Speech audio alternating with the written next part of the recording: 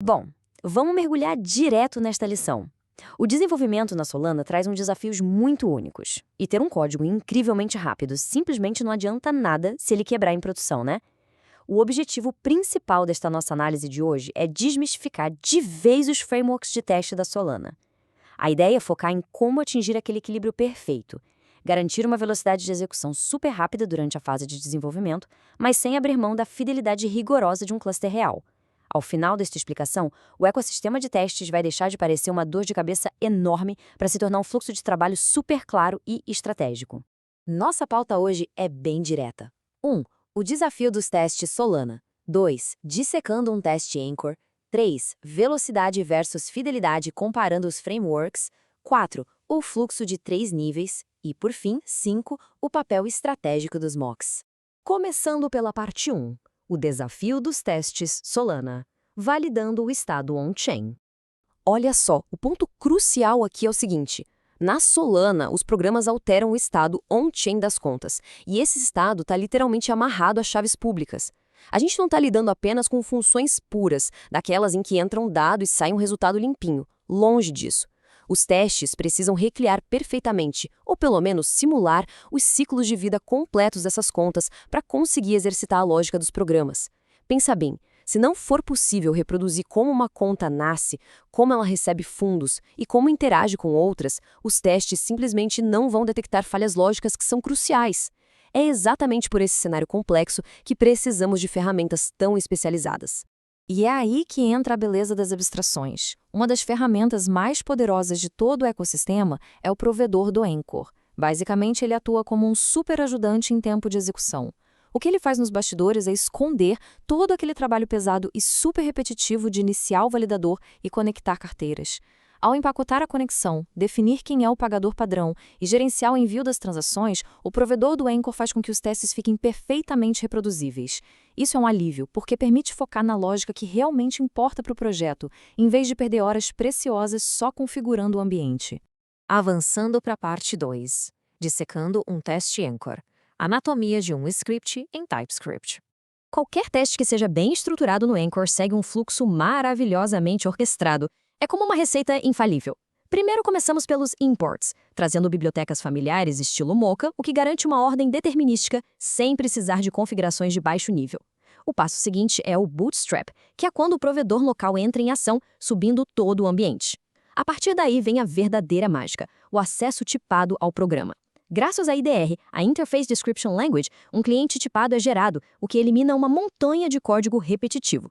Depois, um construtor de instruções encadeia argumentos, serializa os dados, assina a transação e envia tudo via RPC de forma quase invisível. O framework simplesmente abraça o loteamento e as assinaturas de um jeito totalmente transparente.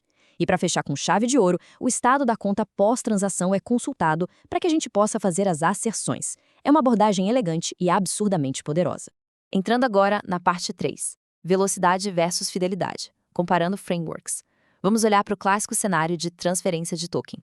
Observando essa matriz de escolhas que temos disponíveis, vamos imaginar um cenário super padrão, tipo uma transferência de token. Se o foco absoluto for velocidade, o Solana Program Test rodando em Rust é imbatível, não tem para ninguém.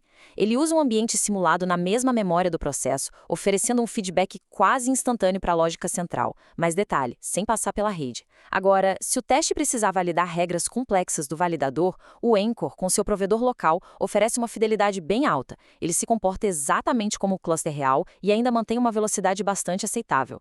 Abordagens mais raiz, como o Mocha puro ou a CLI do validador, fornecem o mais alto nível possível de fidelidade, simulando o cluster de forma impecável. Mas o custo disso é um tempo de execução muito maior e mais manutenção manual. Então a grande sacada aqui não é tentar escolher um único framework para resolver todos os problemas do mundo, mas sim entender o que cada ferramenta entrega de melhor.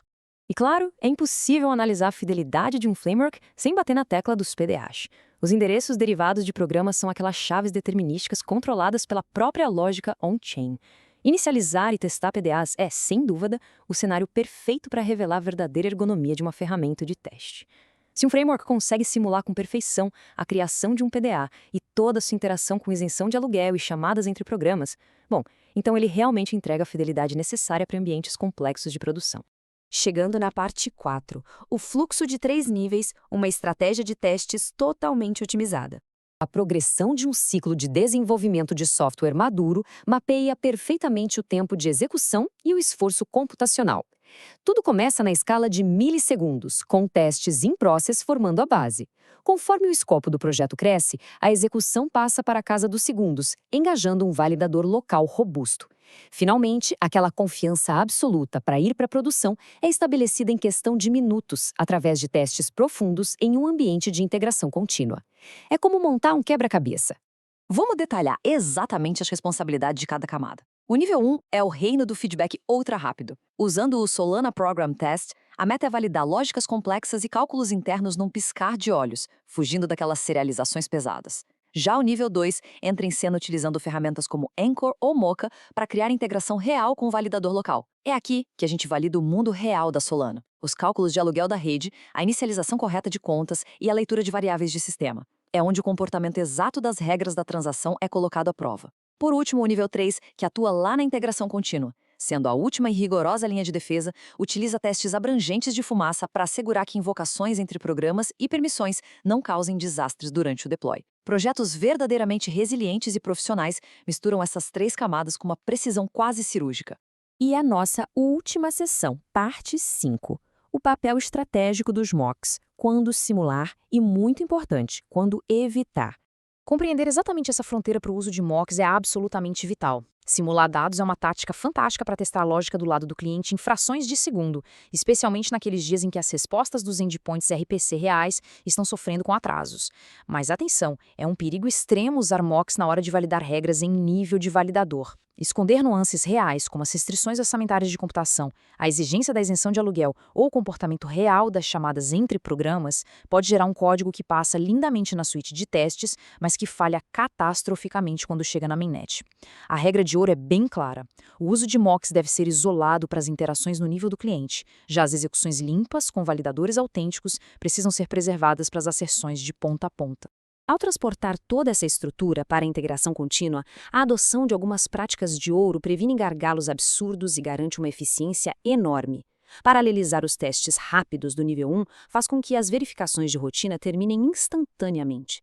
Da mesma maneira, é indispensável isolar os testes de validador, que são mais lentos, em etapas separadas do pipeline, para não travar o desenvolvimento constante da equipe. Outra dica valiosa é o cache de artefatos compilados. Isso economiza minutos preciosos a cada execução. E para eliminar de vez aquela temida instabilidade intermitente dos testes, o uso de chaves criptográficas determinísticas a partir de seeds fixas não é negociável, é obrigatório. Essas práticas, quando unidas à captura de logs bem estruturados, transformam o que seria um pesadelo de triagem de bugs num processo super ágil e direto. Para finalizar nossa análise de hoje, a grande provocação que fica é direcionada à estrutura atual do código que está sendo trabalhado. Antes de abrir a ideia para a próxima sessão pesada de programação, vale muito a pena dar um passo para trás, olhar para o repositório e mapear mentalmente quais partes da lógica realmente demandam a alta fidelidade de um validador e quais invariantes poderiam estar rodando milhares de vezes mais rápido no ambiente simulado. Aplicar de verdade esse modelo mental de 3 níveis transforma não apenas o desempenho da aplicação final, mas a fluidez e a paz de espírito em todo o ciclo de criação de software. Até a nossa próxima análise.